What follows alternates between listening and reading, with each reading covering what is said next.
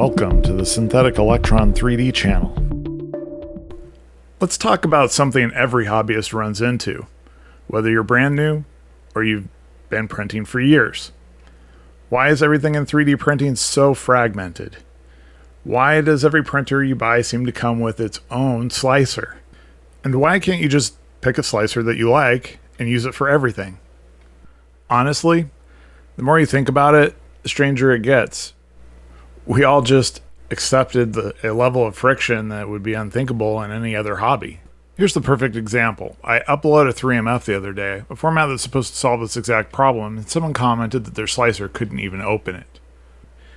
And that's not a rare situation. Every creator hears this constantly. Or take filament profiles. Let's use Polymaker, one of the companies doing documentation right. Great website, clean product pages, but even then, you go to their filament settings and you end up scrolling through text-based recommendations, a wiki full of slicer-specific downloads, and explanations for 5 or 6 ecosystems. Right now, 3D printing is stuck in this middle era where the hardware has gotten amazing, the materials have gotten incredible, and the community is unbelievably creative. But software and file formats are still deeply fragmented. A little about my background. I spent years in professional software engineering, and I was even involved during Microsoft's early shift towards open source. I attended the OSCON where Sam Ramsey announced Microsoft's now historic donation to the Apache Software Foundation. I still have the pass from that conference, cracked vinyl and all. I saw early 3D printers there for the first time, long before I ever got involved in the hobby. So I've seen how standards get built. I've seen how much friction disappears when communities and companies align around a common format. And I've also seen what happens when nobody does. And that's exactly what we're living with in 3D printing today. For every slicer, creators upload profiles that only work in one ecosystem. And 3MF, while great for storing data, gets interpreted differently by every tool. The result is a mess that hobbyists have just learned to tolerate. That's why today I'm introducing OpenPrint3D. This is not a replacement for existing slicers or file formats. This is a shared slicer-agnostic standard for describing 3 things: your printer, your filament, and your process profile. And the most important part, this is a pre-release draft. It's not perfect. It's not meant to be perfect.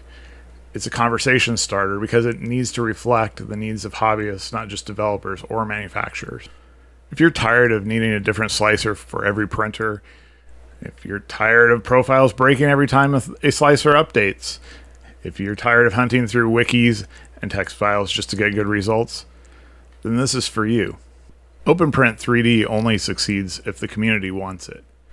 Not just slicer devs, not just manufacturers, not just filament companies, but the people who actually use these tools every day. So I'm asking for your feedback. Tell me what's missing. What doesn't make sense? What could be better? Because the goal here is simple: to make 3D printing easier for everyone. So let's talk about what OpenPrint3D actually is, at a high level. Because the idea is simple, even if the ecosystem around it is complicated.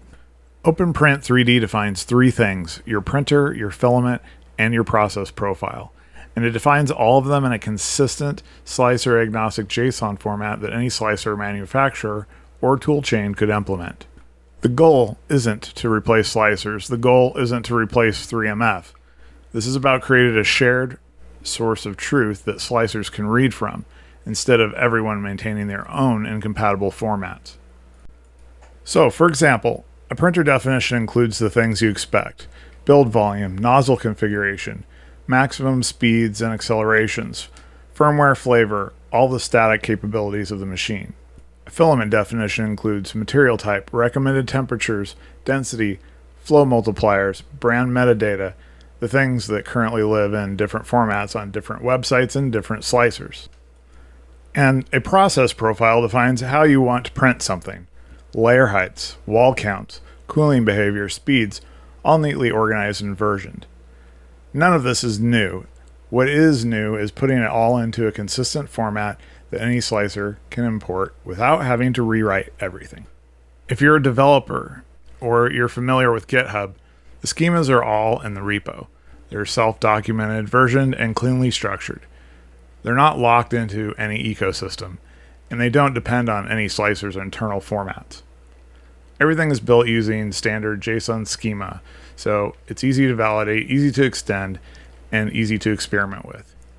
If you want to poke around, contribute, or build a quick proof of concept importer, you'll see how it works in minutes.